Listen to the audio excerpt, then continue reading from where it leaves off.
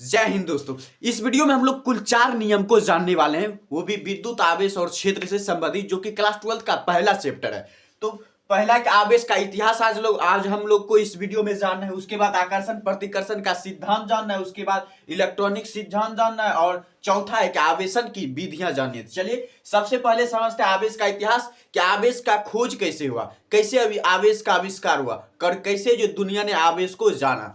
तो सबसे पहले कहानी शुरू होती है फिजिक्स से नहीं, बल्कि एक गणित से। और वो गणित के गणितज्ञ थे वो थे थेल्स महोदय। गणितज्ञ थे थेल्स महोदय। और ये लगभग जो है 600 ईसा की बात है, 600 ईसा पूर्व की बात है। जैसे अभी 2023 चल रहा है, तो समझिए 600 ईसा पूर्व कि आज से कितने साल, लगभग जो है 2000 साल पहले।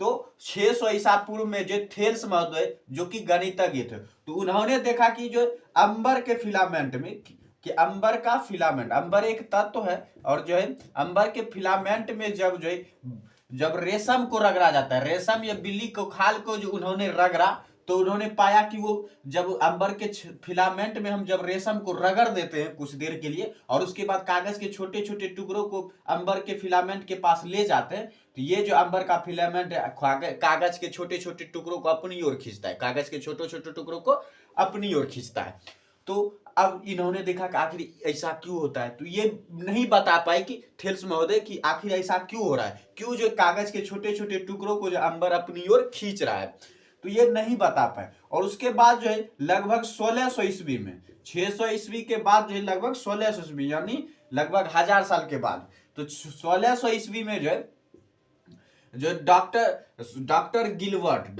गिलवर्ट, और ये उस समय जो है इंग्लैंड की रानी थी एलिजाबेथ, रानी एलिजाबेथ, उनके वैद्य थे एलिजाबेथ। जैसे आज के समय में डॉक्टर होता है, तो पहले के जमाने में वैद्य होते थे। तो ये जो वैद्य थे, किसके वैद्य थे, तो रानी एलिजाबेथ के वैद्य थे डॉक्टर गिलवर्ट। तो गणितज्ञ जो थेल्स महोदय थे, सिर्फ इन्होंने एक ही वस्तु में ऐसा देखा। तो डॉक्टर गिलवर्ट ने बताया कि सिर्फ ये जो है अंबर के साथ ही ये घटना नहीं होती है, बल्कि आप शीशा लोगे, शीशा को अगर रेशम या बिल्ली के खाल से रगड़ देते हो, तो उससे भी जो ये शीशा भी जो कागज के छोटे छोटे टुकड़ों को अपनी ओर खींचता है। चमड़ा लोगे तो वो भी खींचने लगेगा, एबोनाइट लोगे तो वो भी खींचने लगेगा। तो यानी तो डॉक्टर गिलबर्ट ने बताया कि मतलब ये सिर्फ एक ही वस्तुओं के साथ नहीं होती, बल्कि और भी वस्तुएं हैं उनके साथ भी होती हैं। जैसे में उन्होंने बताया शीशा, चमड़ा, एबोनाइट सर।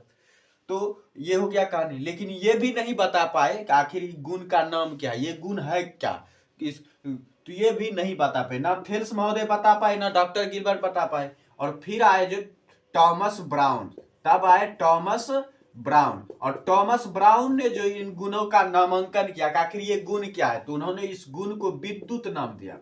उन्होंने इस गुण को जो विद्युत नाम दिया कि कोई भी वस्तु जो है जिस गुण के कारण किसी भी चीज को अपनी ओर खींचता है, कागज के छोटे छोटे टुकड़ों को जो अपनी ओर खींच रहा है, वो किसके कारण खींच रहा है, तो विद्युत के कारण। तो उनका नाम जो दिया वो विद्युत टॉमस ब्राउन ने दिया था। तो सवाल हो जाएगा कि विद्युत का नामांकन किसने किया था, तो विद्युत का नामांकन जो टॉमस ब्राउन ने किया था। तो उन्होंने इस गुण को जो विद्युत नाम दिया, और जो है बोला कि जिस वस्तु में ये गुण पाया जाता है, जिस वस्तु में कागज के छोटे छोटे टुकड़ों को अपनी ओर खींचने का गुण पाया जाता है, उसे उन्होंने विद्युतमय वस्तु नाम दिया। विद्युतमय वस्तु या उसको आवेशित वस्तु भी कह सकते, विद्युतमय वस्तु या आवेशित वस्तु, तो उन्होंने ही नाम दिया था विद्युत।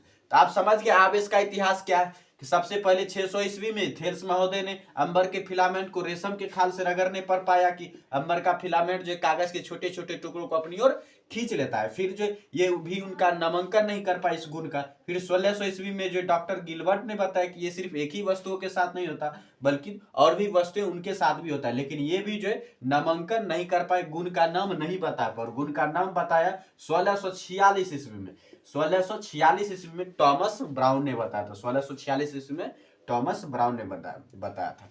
तो आवेश का इतिहास आप लोग को भली भांति समझ में आ गया होगा। तो अब चलते हैं आकर्षण प्रतिकर्षण के सिद्धांत पर। नाम है वैज्ञानिक का हेनरी कैवेंडिश, और ये फिजिक्स से ताल्लुक नहीं रखते, बल्कि केमिस्ट्री से ताल्लुक रखते हैं। ये रसायन शास्त्री थे हेनरी कैवेंडिश।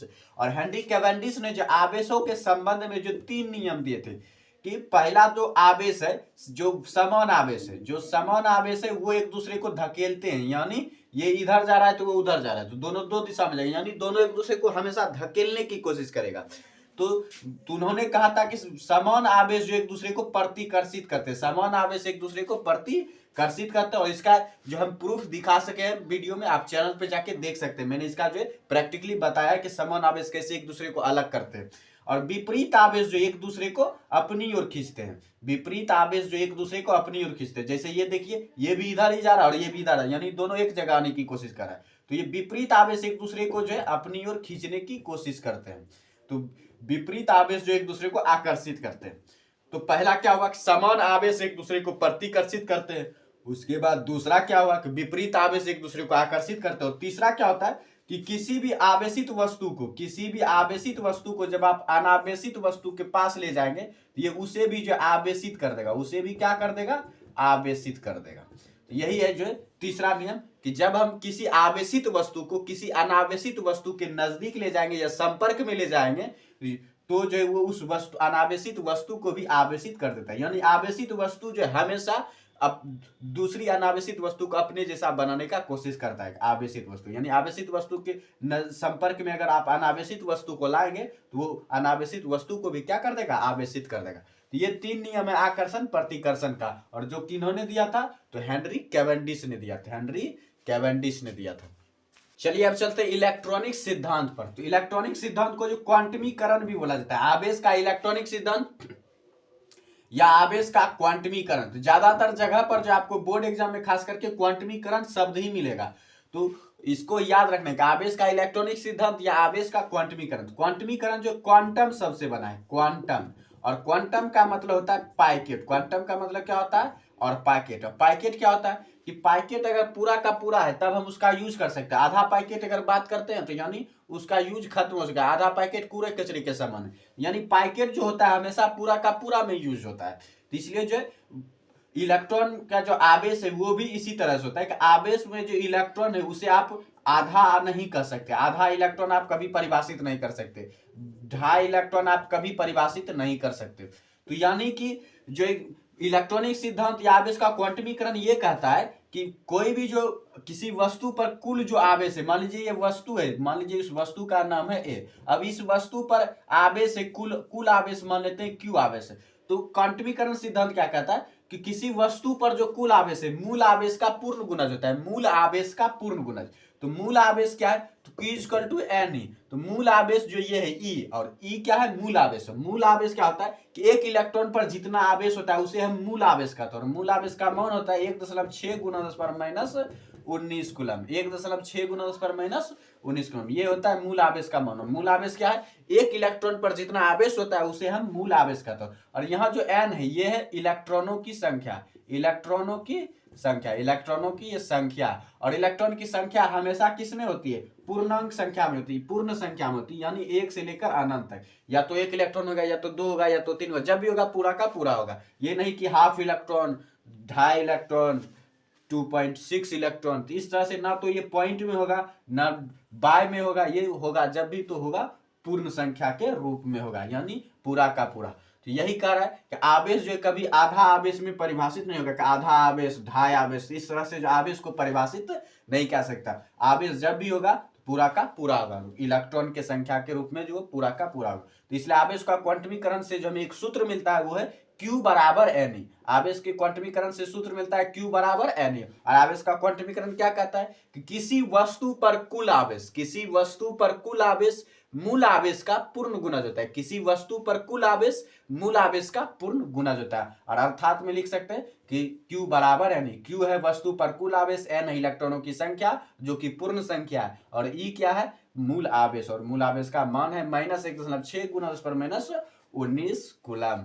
ये हो गया आवेश की इलेक्ट्रॉनिक सिद्धांत या आवेश का क्वांटमीकरण। आवेश का विधियां समझते हैं। आवेशन मतलब होता है चार्ज करना। जैसे हम मोबाइल चार्ज करते हैं तो उसे हम क्या करें, आवेशित करें। मोबाइल को हम आवेशित कर रहे हैं, तो चार्जिंग जो करते हैं वही है आवेशन। तो किसी भी वस्तु को हम 3 तरीके से चार्ज कर सकते हैं। पहला है घर्षण द्वारा, पहला है घर्षण द्वारा, दूसरा है चालन द्वारा, दूसरा चालन द्वारा, और तीसरा है प्रेरण द्वारा।